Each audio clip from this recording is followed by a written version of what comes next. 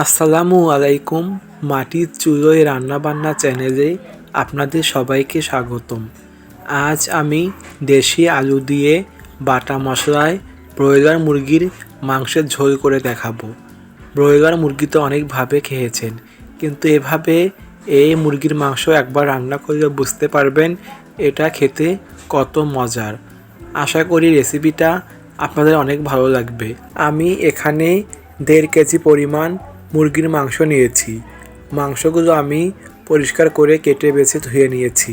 মাংসের পিসগুলো আমি খুব বেশি বড় করিনি, আবার খুব বেশি ছোট করিনি, মাঝারি সাইজ করে কেটে নিয়েছি। আর আমি এখানে নিয়েছি 300 গ্রামের মতো আলু। আলুগুলো আমি মাঝখান থেকে দুভাগ করে কেটে ভালোভাবে ধুয়ে পরিষ্কার করে নিয়েছি।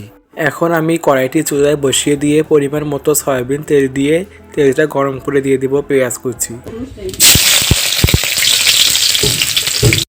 আমি এখানে মাঝারি সাইজের 4টা পেঁয়াজ কুচি করে নিয়েছি। আর আমি এখন দিয়ে দিচ্ছি 4টা তেজপাতা। এখন আমি পেঁয়াজগুলো কিছুক্ষণ নেড়েই এর মধ্যে দিয়ে দিব 1 চা চামচ পরিমাণ পাঁচফোড়ন। এখন আমি পেঁয়াজগুলো পাঁচফোড়নের সাথে কিছুক্ষণ নেড়ে হালকা বাদামি করে নিব। এখন দিয়ে দেব 2 চা চামচ পরিমাণ জিরা বাটা, 2 চা চামচ পরিমাণ ধনিয়া বাটা, দিয়ে দেব 2 চা চামচ পরিমাণ গরম মশলা বাটা, 2 চা চামচ পরিমাণ আদা রসুন বাটা। এখন আমি দিয়ে দেব 1 টেবিল চামচ পরিমাণ কাঁচামরিচ বাটা।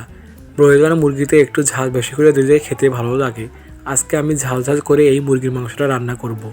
এখন আমি কিছুক্ষণ মশলাগুলো নেড়ে এর মধ্যে দিয়ে দিব 3 চা চামচ পরিমাণ লবণ, দিয়ে দিব 1.5 চা চামচ পরিমাণ হলুদের গুঁড়া, আর আমি দিয়ে দিব 1 চা চামচ পরিমাণ লাল মরিচের গুঁড়া।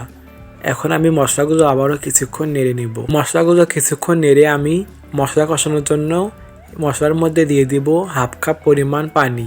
এখন আমি পানি দিয়ে মশলাগুলো আবারও কিছুক্ষণ ভালোভাবে নেড়ে কষিয়ে নিব। দেখুন আমি কিভাবে মশলাগুলো কষিয়ে নিয়েছি। যখন দেখবেন যে মশলা থেকে তেল বের হয়েছে, তখন বুঝবেন যে মশলাটা ভালোভাবে কষানো হয়েছে। এখন আমি এই কষানো মশলার মধ্যে দিয়ে দেব আগে থেকে কেটে ধুয়ে নেওয়া দেশি আলু। এখন আমি আলুর সাথে মশলাগুলো ভালোভাবে কিছুক্ষণ নেড়ে নিব।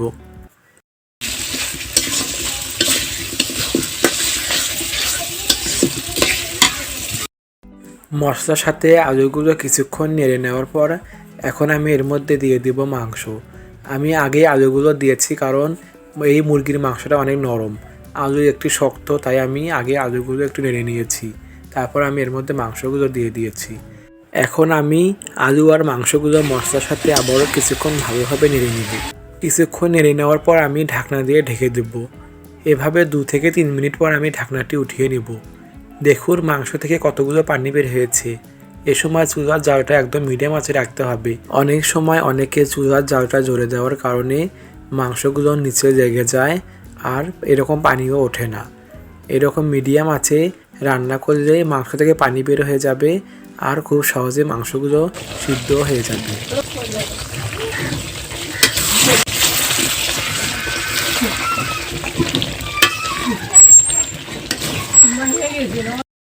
চুলার জালটা মিডিয়াম আঁচে রেখে আমি মাংসগুলো অনেক সুন্দরভাবে কষিয়ে নেব।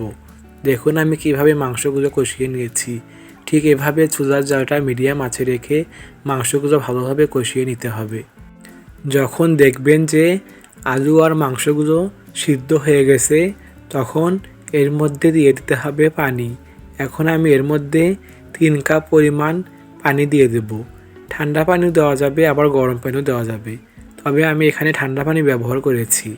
এখন আমি পরিমাণ মতো পানি দিয়ে কিছুক্ষণ নেড়ে ঢাকনা দিয়ে ঢেকে দেব।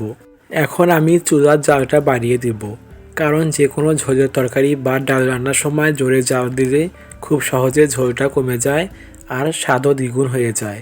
আপনারা দেখেছেন যে আমি মাংসগুলো কষানোর সময় মিডিয়াম আঁচে রান্না করেছি আর ঝোল দেওয়ার পর চুলার জালটা বাড়িয়ে দিয়েছি। রান্নার সময় এই চুলার জালটা সঠিকভাবে জানা উচিত, কারণ এক এক রান্নার সময় এক এক রকম চুলার জালটা রাখতে হয়। কোনো রান্নায় চুলার আঁচটা লো রাখতে হয়, আবার কখনো মিডিয়াম রাখতে হয়, আবার কখনো জোরে রাখতে হয়। দেখুন আমার ঝোলটা কত কমে গিয়েছে আর তরকারিটাও আমার হয়ে গেছে।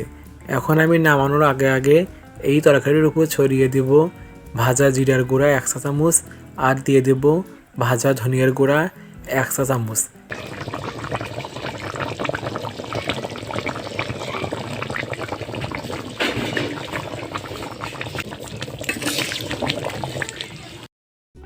আমার মাংসের তরকারিটা হয়েছে, এখন আমি চুলা থেকে নামিয়ে নেব।